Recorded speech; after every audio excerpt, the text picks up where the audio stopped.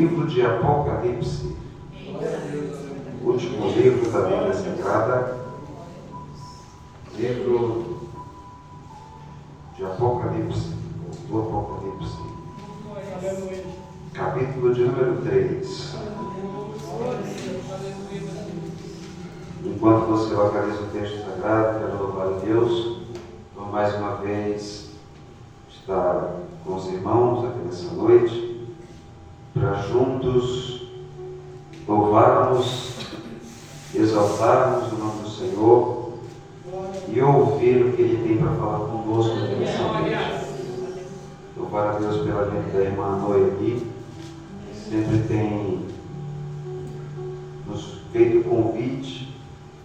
Louvar a Deus pelo anjo dessa igreja, sua família, que tem permitido eu tomar essa tribuna mais uma vez. Que Deus abençoe. Irmãos, minha esposa não me acompanha hoje. Ela não estava muito bem de saúde durante o período da tarde. E ela ficou em casa com meu filho. Estão intercedendo por nós nessa noite.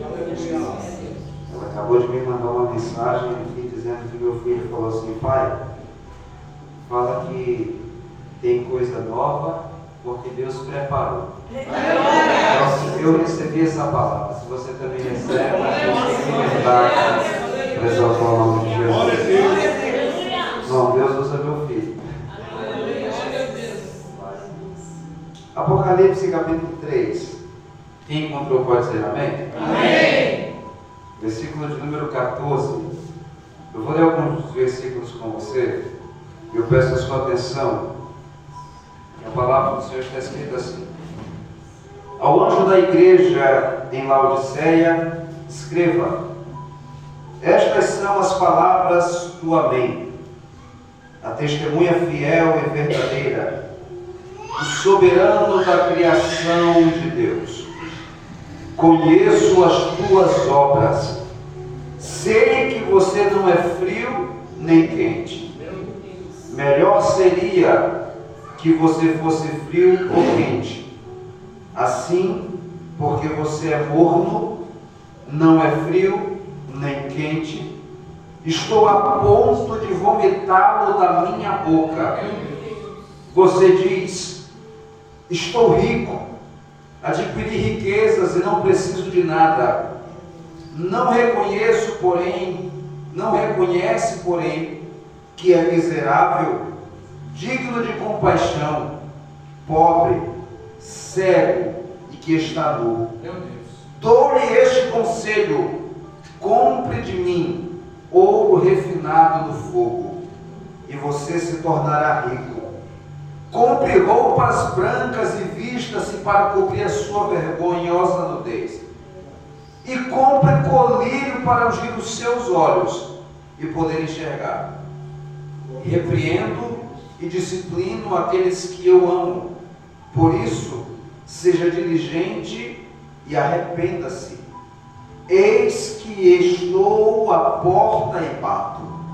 Se alguém ouvir a minha voz e abrir a porta, entrarei e cearei com ele e ele comigo. Ao vencedor darei o direito de sentar-se comigo no meu trono, assim como eu também venci e sentei-me com meu Pai no seu trono. Aquele que tem ouvidos, ouça o que o Espírito diz às igrejas. Você pode glorificar o Senhor, tem a liberdade de se assentar.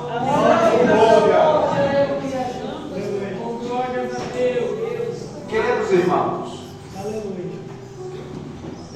quando nós olhamos para a Bíblia Sagrada, nós somos movidos a trazer uma mensagem que vai animar, que vai extrair gritos de glória a Deus e aleluia do povo que nos ouve.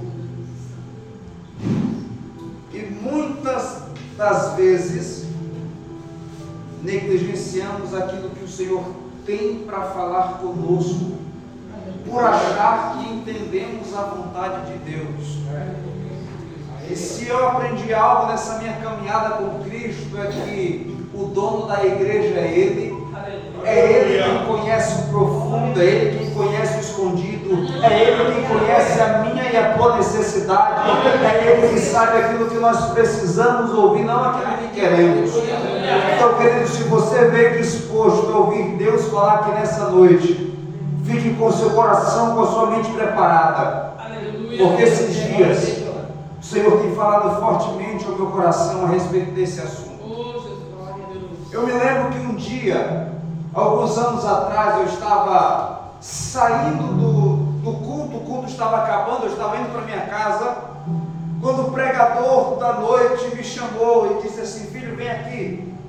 E eu fui lá com ele, ele olhou bem nos meus olhos e disse assim: Deus está mandando te falar uma coisa, Ele está dizendo, pregue que eu estou voltando.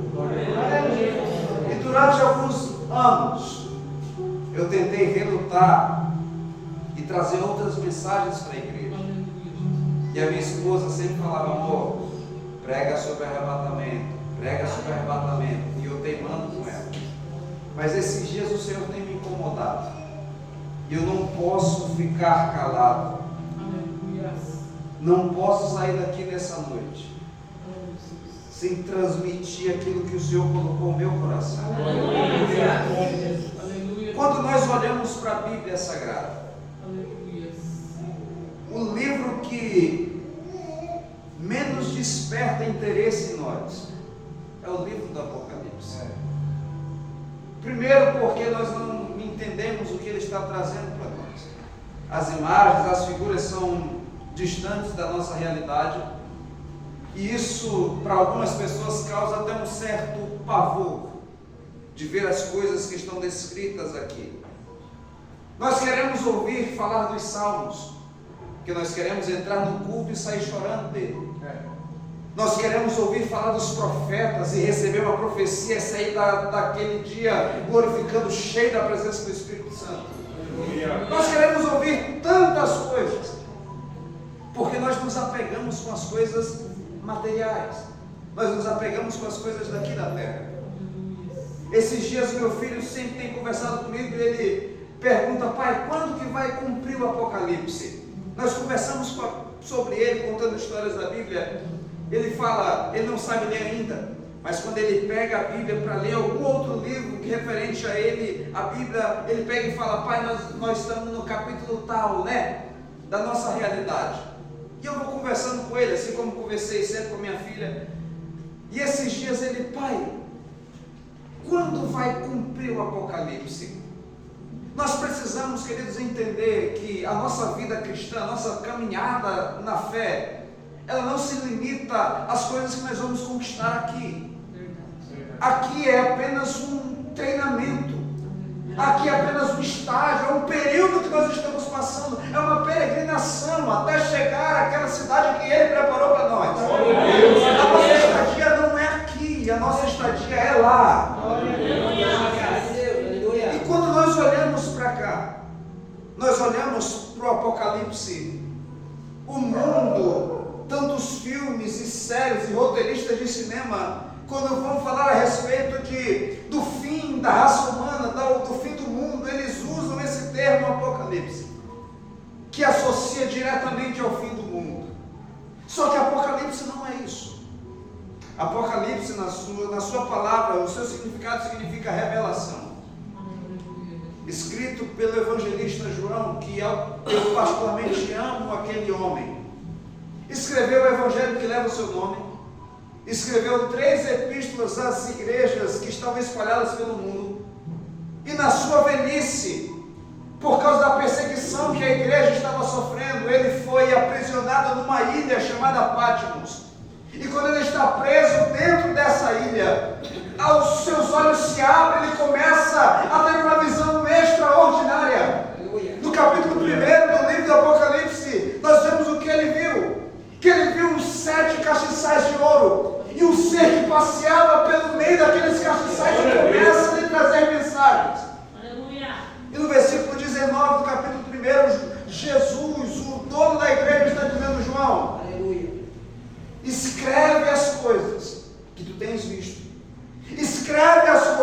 são. Escreve as coisas que em breve hão de acontecer. Ele está trazendo 3 períodos na história da humanidade para João. João está vivenciando as coisas que ele está escrevendo. Ele está recordando de algo que ele já viveu, ou que ele já ouviu, ou que ele viu lá no passado. E ele está escrevendo coisas que Cristo revela para ele, do futuro não somente da igreja, mas o futuro da humanidade. Quando entra no capítulo 2, e aqui no capítulo 3, nós vamos ver cartas às igrejas da Ásia Menor. Aqueles 7 castiçais que ele vê, são as 7 igrejas. E os 7 Espíritos de Deus que estão sobre ela, a revelação se dirige às igrejas e àqueles anjos referidos, que são os pastores daquelas congregações. Ele começa a trazer um resumo da vida da igreja daquela era. Quando nós olhamos o capítulo 2, a primeira carta, a carta à igreja de Éfeso, ele começa dizendo ao anjo da igreja que está em Éfeso: escreva, eu conheço as tuas obras e o teu trabalho. Ele vai trazendo o que ele conhece, o que ele sabe da igreja, aquilo que era notório a todos os olhos, porque todo mundo vê o seu trabalho, todo mundo conhece o trabalho das tuas mãos. Ele está dizendo: olha, eu conheço, eu sei que você é fiel, eu sei que você rala bastante, eu sei que você se prepara, eu sei que você se dedica, eu estou vendo aquilo que todo mundo está vendo.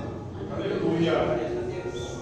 Só que, quando nós vamos ler todo o conteúdo das cartas, nós vamos perceber que em algumas delas, ou quase todas, ele tem uma reclamação e uma observação para fazer. Ao anjo da igreja que está em Éfeso, ele diz: olha, eu sei, eu conheço as tuas obras, eu sei que você trabalha muito, eu sei que você persevera, mas eu tenho contra ti que você deixou as suas primeiras obras. É verdade. Eu tenho contra ti que você deixou o teu primeiro amor. Para todas as igrejas ele diz que conhece o trabalho, ele conhece a fidelidade, mas ele conhece também aquilo que ninguém consegue enxergar. Porque o ser humano, ele olha para o nosso empenho aqui, ele olha para o nosso terno, olha para o vestido das irmãs, ele olha para o penteado do cabelo, ele olha para o horário que ele chega pontual no culto, na igreja, mas ele não conhece aquilo que está lá no profundo, no escondido. Ele olha, o ser humano enxerga as aparências que o homem quer que ele veja. Só que além disso, Deus não enxerga somente a aparência. Antes de ver a nossa aparência, Ele olha o nosso interior e Ele conhece. E a igreja de Éfeso, ele diz: olha, eu conheço, eu sei que você deixou as suas primeiras obras, o seu primeiro amor, mas eu tenho um conselho para te dar. Arrepende-te. Lembra-te de onde caíste, porque senão eu vou voltar. Eu vou tirar o teu lugar aí do castiçal. Para todas as igrejas, ele conhece o trabalho, ele conhece a vida, ele conhece aquilo que ninguém mais conhece, a sua fraqueza, a sua reclamação, a sua limitação, e ele dá um conselho. Quando nós olhamos para a história da igreja na face da terra, nós vamos perceber que essas 7 cartas representam 7 períodos que a igreja viveu na era até chegar nos dias atuais. A igreja de Éfeso é a igreja do século I, é a igreja primitiva, aquela igreja que nasceu no Atos dos Apóstolos capítulo 2, aquela igreja que nasceu debaixo de uma unção tremenda, de um fogo que desceu no culto ali naquela manhã, onde Pedro, aquele homem que não sabia ler direito, que era apenas um pescador, mas que quando foi cheio do Espírito de Deus, ele se tornou um pregador avivalista, o primeiro história. E na sua primeira mensagem ele ganha quase 3 mil vidas para Jesus. A igreja de Éfeso representa essa igreja. A igreja do primeiro século. A igreja avivada. A igreja primitiva. Aquela igreja que cresceu tanto na sua devoção. Os irmãos se reuniam e estavam em comum acordo, todos estavam no mesmo propósito, na comunhão, na oração, no partir do pão, na leitura da palavra. Todos eles viviam de igual forma no seu devocional a Deus. Os líderes daquela igreja eram tão santos, tão cheios de Deus, que quando alguém chega e diz assim: ó pastor, nós temos um problema lá, porque as viúvas estão com necessidade, nós precisamos que vocês atendam. O pastor olha para eles e diz assim: escolham aí entre vocês 7 diáconos, escolham 7 pessoas cheias do Espírito Santo para fazer esse trabalho, porque nós aqui não vamos abrir mão da oração e não vamos abrir mão da leitura da palavra. O tempo vai passando e essa igreja que cresceu com essa receita, ela começa a se esfriar. Meu Deus. Quando passa o século I e entra no século II, nós olhamos e vemos a segunda carta, que representa quase 200 anos de história. A igreja de Esmirna representa aquela igreja que outrora era avivada e por causa de uma desobediência, Deus permite uma perseguição à igreja. Quando nós olhamos para o livro de Lucas e o Evangelho de Mateus, nós vemos que Jesus está dizendo: olha, eu vou morrer, eu vou deixar vocês aqui, mas não vou deixar vocês órfãos. Eu vou enviar o Espírito Consolador para ajudar vocês. Ele está dizendo: ó, ficai em Jerusalém, até que do alto sejais revestidos de poder. Depois que vocês forem revestidos de poder, aí vocês vão sair de Jerusalém e vão ser as minhas testemunhas, tanto em Jerusalém como na Judeia, em Samaria e até os confins da terra. Jesus estava dizendo: olha, vocês vão permanecer em Jerusalém até que vocês sejam revestidos de poder. Depois que vocês forem revestidos de poder, aí então vocês vão sair da cidade. Só que eles permaneceram, porque veio um crescimento, com o cumprimento da promessa, veio um crescimento esporádico para aquela região. E eles se conformaram e se sentiram confortáveis ali. Mas no século II e no século III, vem algo que os obriga a sair da cidade. É por volta do ano 64, se não me falha a memória, que o imperador romano chamado Nero, ele incendeia a sua cidade e acusa os cristãos de terem começado aquele alvoroço. E as autoridades então e os moradores começam a perseguir, a prender e a matar cristãos. E eles são obrigados a sair do seu conforto e se espalhar pelas outras regiões. O que eu entendo aqui é que Deus permitiu a perseguição, o início da perseguição, para que o seu povo obedecesse a sua ordem. Porque, irmão, quando Ele nos dá uma ordem, quando Ele confia um chamado nas nossas mãos, nós não temos escolha, nós não somos donos da nossa vida. Ele comprou com preço de sangue, Ele pagou o preço pela minha e pela sua vida. Nós somos dele, nós pertencemos a Ele. Ele é quem nos manda, é Ele quem nos guia, é Ele quem nos direciona. Se Ele diz fica parado, nós precisamos ficar parado, mas se Ele diz vai, nós precisamos ir.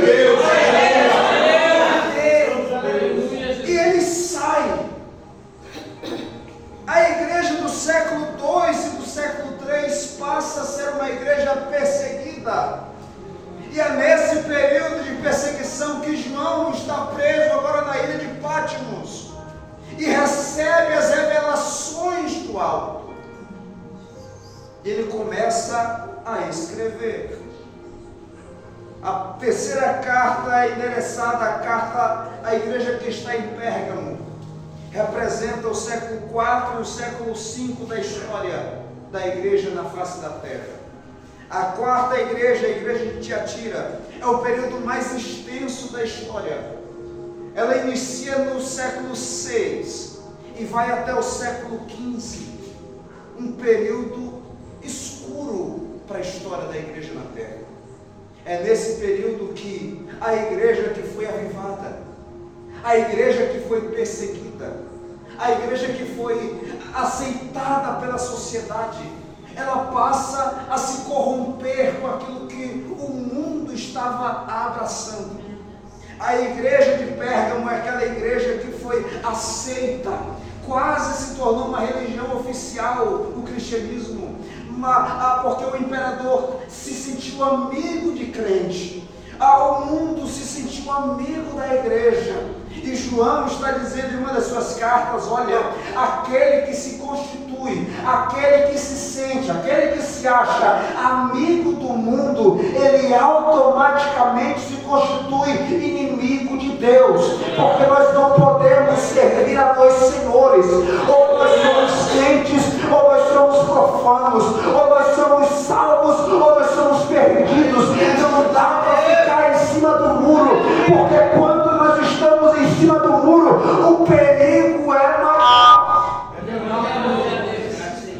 Quando a igreja foi aceita pelo mundo, é porque ela estava indo na mesma direção. E quando ela está indo na mesma direção, ela não salva o mundo. A igreja só salva o mundo quando ela anda na contramão. Quando a igreja anda na mesma direção, de mãos dadas com o mundo, ela se corrompe. Foi o que aconteceu com a igreja de Tiatira. A igreja se corrompeu para agradar as autoridades. Os religiosos começam a celebrar cultos, começam a santificar homens, começam a fazer cultos a esses santos, começam a fazer cultos aos mortos, a celebração dos mortos. A igreja se corrompe, a igreja vira um povo idólatra. E esse período se estendeu do século VI ao século XV. A quinta carta à igreja de Sardes, ela compreende mais 2 séculos, o século XVI, século XVIII, do século XVI ao século XVIII. Esse período, a igreja começa a se despertar novamente. A igreja começa um período de mudança, um período de reforma, de restauração. É nesse período da reforma, período de reforma protestante da igreja. Nós conhecemos a história. O último dia do mês passado nós comemoramos 506 anos de reforma protestante. Alguém que sai do meio daquele povo e começa dizendo: não é nada disso que eles estão dizendo, é somente Cristo. É somente a palavra, é somente o Espírito, é somente a fé nele que nos salva. Glória a Deus. Passa a sexta igreja, a igreja de Filadélfia, aquela conhecida igreja do amor incondicional. Essa igreja não existe uma acusação para ele, mas ele está dizendo: ao anjo da igreja em Filadélfia escreva: conheço as tuas obras.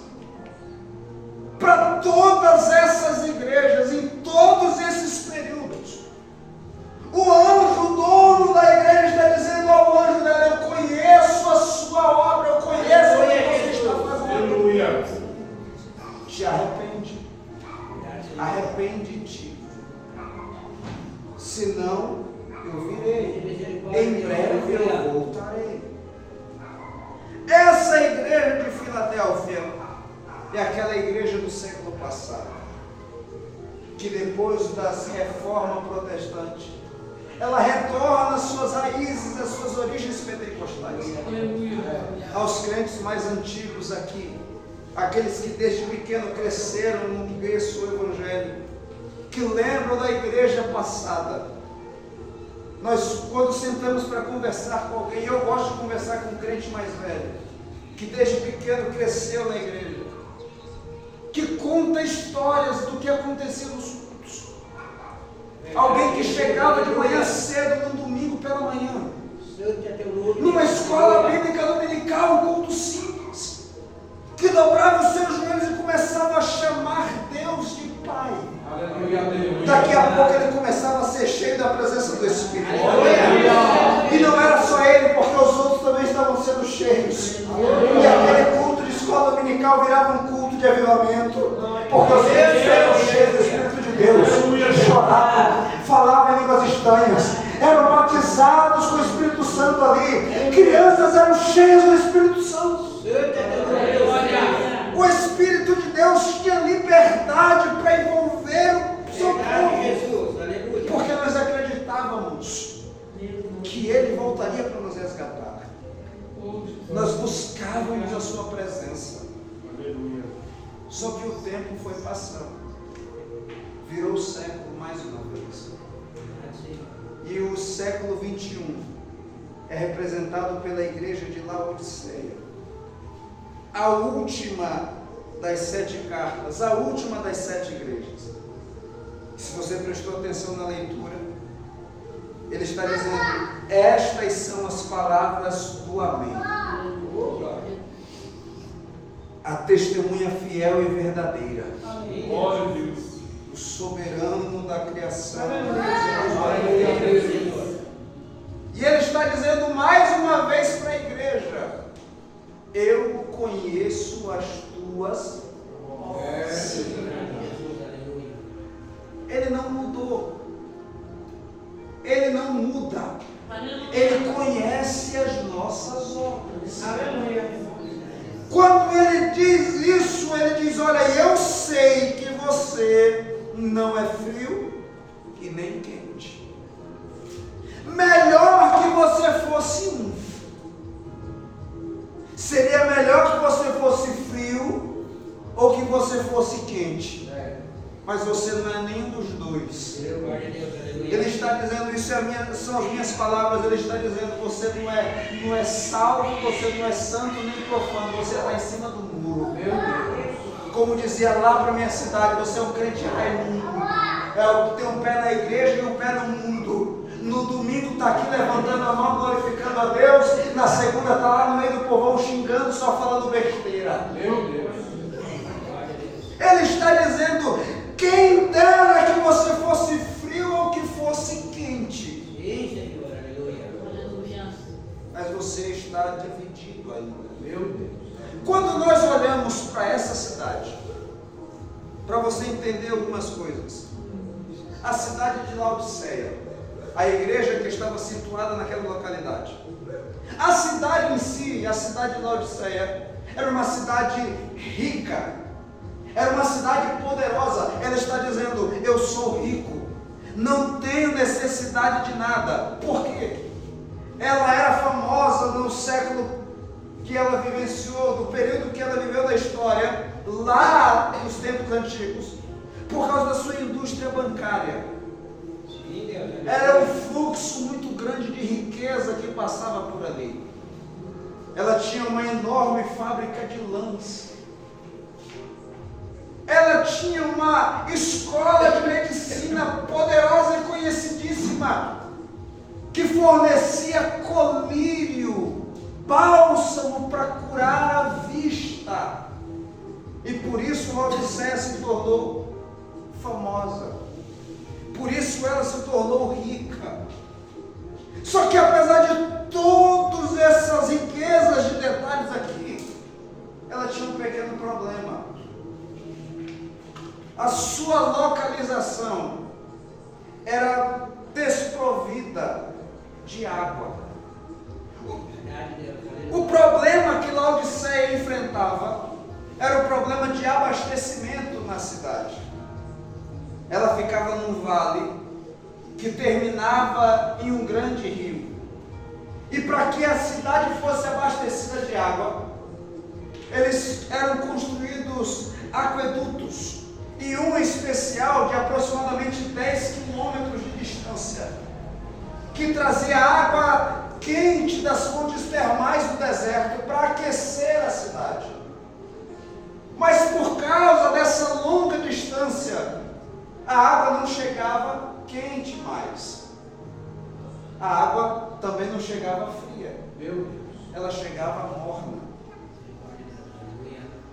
E Cristo, todas as vezes, irmão, Jesus era um bom judeu. E Jesus era alguém que sabia se comunicar com as pessoas. Sempre que Jesus usava parábolas para falar com o povo, ele usava figuras do seu cotidiano, imagens, figuras para trazer uma outra dimensão para que nós entendêssemos a sua mensagem. Ele usava coisas simples. Ele usava as coisas mais simples possíveis para a gente entender aquilo que ele estava transmitindo. E aqui não é diferente. Ele está usando aquilo que o povo era acostumado no seu cotidiano para entender a mensagem que ele queria trazer para o seu povo. Aleluia. Apesar de toda essa riqueza, de toda essa potência da cidade, eles sofriam com o abastecimento de água, porque a água não chegava quente nem fria, a água chegava morna. E Jesus está dizendo, ó, como vocês não são quentes nem frios, vocês são mornos, eu vou vomitar vocês da minha boca. Porque era algo que eles entendiam. Você já tomou água ou qualquer bebida morna? Dá ânsia. Não entra. Ou é quente ou é frio, ou é gelado. Morno não dá. O que Deus está dizendo, o que o dono da igreja está dizendo, olha, você tem que se decidir, porque senão vai chegar o momento, está perto, que eu vou vomitar você da minha boca, porque você não entra. Meu Deus. Quando nós olhamos para cá, para o contexto da cidade, nós vamos perceber que a igreja de Laodiceia, ela estava se comportando da mesma maneira que os outros moradores da cidade. A igreja se tornou tão impotente sozinha, se tornou tão insossa quanto a própria cidade. Ela permitiu que os problemas lá de fora entrassem dentro dela. Meu Deus. Quando ela está dizendo, eu sou rico e não necessito de nada, ela estava dizendo, para mim está bom do jeito que está. Meu Deus. Para mim está bom desse jeito, dessa maneira aqui. Os conselhos do bom pastor, ele está dizendo, ó, você está dizendo que não precisa de nada, mas você não percebeu ainda que você é pobre, que você é miserável, cego, que você é... Meu Deus. Jesus é tão bom, É verdade. que ele está dizendo, mas eu aconselho vocês que comprem de mim ouro refinado. Aí sim vocês se tornarão ricos. Eu aconselho vocês que comprem de mim vestes brancas para cobrir a sua nudez. Ele está dizendo, eu aconselho que vocês comprem colírios para os seus olhos, para vocês perceberem que vocês estão cegos.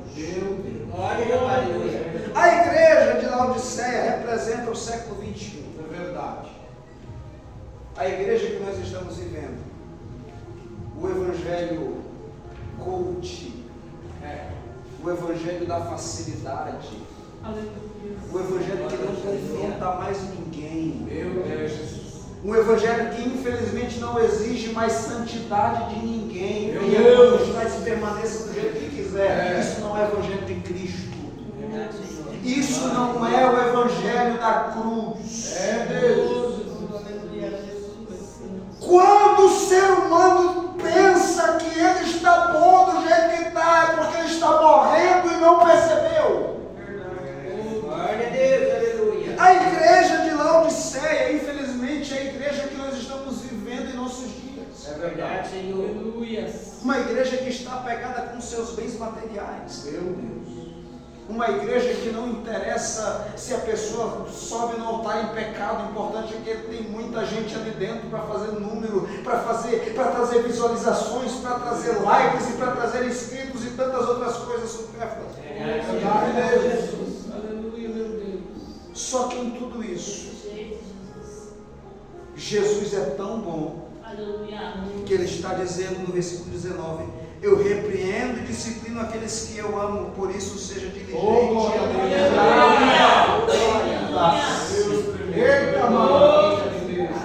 Quando nós olhamos para as 6 igrejas atrás, de Éfeso a Filadélfia, nós vamos perceber que quando ele vai falar com eles, ele diz: olha, arrepende-te, senão eu virei a ti.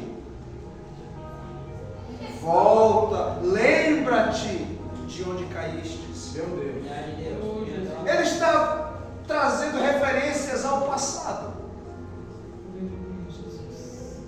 Ele está trazendo referências ao futuro. Só que quando chega na igreja de Laodiceia, no versículo de número 20, ele não diz mais: eu vou voltar. Meu Deus. Ele não diz: eu voltarei. Ele não escreve: eu breve a ti virei. Não. Se você nunca reparou nisso, repare agora. No versículo 20 do capítulo 3 de Apocalipse, Jesus está dizendo: eis que eu estou à porta e bato. Nós estamos vivendo o período de Laodiceia. Para as outras igrejas dos séculos passados, ele estava dizendo: ó, muito em breve eu vou voltar, eu já estou voltando. Vamos usar a nossa língua, o nosso linguajar. Quando a gente nem saiu de casa ainda, alguém manda mensagem: ó, fulano, você não vai vir? Aí você diz: eu já estou chegando. Nem saiu de casa ainda, ou está no meio do caminho, mas se você está na frente, você diz assim: eu já cheguei, eu estou aqui na porta, pode abrir que eu já estou aqui. O que Jesus está dizendo é: eu não vou voltar, eu não estou voltando, eu não vou chegar, eu já estou na porta, eu já estou na porta. E se alguém ouvir a minha voz, abre ela, porque eu vou entrar. Aleluia! Quando nós olhamos para isso aqui, nós percebemos que o período que nós estamos vivenciando, de um evangelho de facilidades, Verdade. onde o povo não decide, irmão, isso é muito sério. Não sou tão velho assim, fiz 31 esse ano, já estava aqui, o pastor não me deu presente, ainda dá tempo. Você não me deu para mim também. Quando nós, há 15 anos atrás, eu chegava na igreja, eu participei de um grupo de jovens, que a gente saía, pastor, de madrugada, ia para o monte orar, e chegava 4h30, 5 horas da manhã, e quando dava 7 horas, estava todo mundo de pé de novo, porque tinha escola dominical para a gente ir. Meu Deus. Eu não vou muito longe. Hoje, os nossos jovens, na idade que eu tinha, 15 anos atrás, não se interessam, infelizmente, por mais nada disso. Ele não quer mais ser um pastor de igreja. Não quer mais ser um pregador. Não quer mais ser um cantor, uma cantora, uma missionária. Não quer. Ele não sabe se quer ser santo ou profano. Meu Deus. Ele não decide se louva a Deus aqui no domingo, e se na segunda ele coloca o fone no ouvido e vai escutar funk proibido lá do lado de fora. Porque ele ouve alguém na internet dizendo que Jesus quer o coração, que ele não se importa com a aparência. Meu Deus. Misericórdia de Deus. voltar a ser chamado de quadrado de novo? Aleluia, meu Deus. Crente precisa ser chamado de quadrado de novo. Ah, mas é tudo novo, é tudo moderno, mas não precisa ser mudando. É verdade, Deus. Aleluia. Eu me lembro que um certo dia um colega meu, não é um exemplo, mas não me entenda mal. Um colega meu saiu na calçada de frente à casa dele só de bermuda e camiseta. E passou um irmão, ele disse, no outro dia ele falou comigo, olha, eu vi o pregador ontem lá só de bermuda lá no meio da rua. É normal. Mas se o simples mudou, imagine as outras coisas. Se a gente não se incomoda mais com coisas simples, com coisas pequenas, como é que a gente vai se incomodar com as grandes? Meu Deus. Pecado ainda continua sendo pecado. É verdade. Errado ainda continua sendo errado. É verdade. E Ele está às portas. A igreja de Laodiceia é aquela igreja que não é quente e nem fria. Meu Deus. É aquela que não é mundana, mas também não é salva. Meu Deus. Ela só está confundindo os olhos do mundo. Antigamente, o que diferenciava um crente? A roupa. É verdade. Roupa salva alguém? Não. Roupa santifica alguém? Não. Mas hoje na rua, como a gente sabe se alguém é crente ou não? Não sabe. Antigamente o obreiro andava com a camisa pontuada aqui. Irmão, conheço um irmão, 2 metros de altura, negão da cabeça lisa. O sol batia, cheio que brilhava. Meio, 1h da tarde, sol queimando, ele abotoado aqui, o último botão da camisa, calça social, chinelo e saía, com aí a camisa abotoada aqui. Vai dizer, olha lá, é crente. Aleluia. Hoje em dia você vê um obreiro com uma bermudinha, barrinha dobrada no meio da coxa, colada, apertando tudo, um sapatinho sem meia, uma camisa colada, diz que é crente. É desse jeito. Irmão, não estou falando de usos e costumes aqui, mas a igreja precisa ser chamada de quadrado. Nós precisamos confrontar para extrair santidade da vida de alguém. Meu Deus. Porque Jesus está às portas. A igreja não era fria e nem quente. O que nós vemos hoje é que infelizmente não dá para dizer, não, aquele fulano é santo. Não, aquele fulano é profano. Porque não se decide. Em vez de ele confundir o inimigo, ele está confundindo os próprios irmãos. A igreja precisa exercer ainda ou exigir um padrão de santidade, que alguém lá de fora diga, aquele é crente, ele é salvo, ele é remido pelo sangue de Jesus. Se coloque de pé comigo, por gentileza. Glória a Deus. Deus, aleluia. Bendito é o nome do Senhor. Em todas essas aqui, de Éfeso a Laodiceia, todas elas viveram 2 períodos. Todas elas tiveram aqueles remanescentes. E a igreja de Laodiceia não é diferente. A igreja que nós vivemos não é diferente. Nós não estamos vivendo um momento totalmente perdido. Porque ainda tem aqueles remanescentes fiéis. Aleluia. Que ainda oram, que ainda pregam, que ainda ensinam a palavra verdadeira. É verdade, Deus. Que ainda esperam, que ainda aguardam a volta de Jesus. É verdade, meu Deus. Irmãos, nós precisamos decidir hoje a igreja que queremos ser amanhã. É verdade. Ou é frio de uma vez, ou é quente de uma vez. É desse jeito, Deus. Se a igreja nasceu no fogo do Pentecostes, é assim que a igreja deve permanecer. É verdade. Se o dono dela exigiu santidade lá no início, ele ainda exige santidade nos dias. Aleluia, Deus. Bendito é o nome dele. Feche seus olhos por gentileza. Oh, Deus Tem alguém para maravilhoso. Jesus no nosso meio?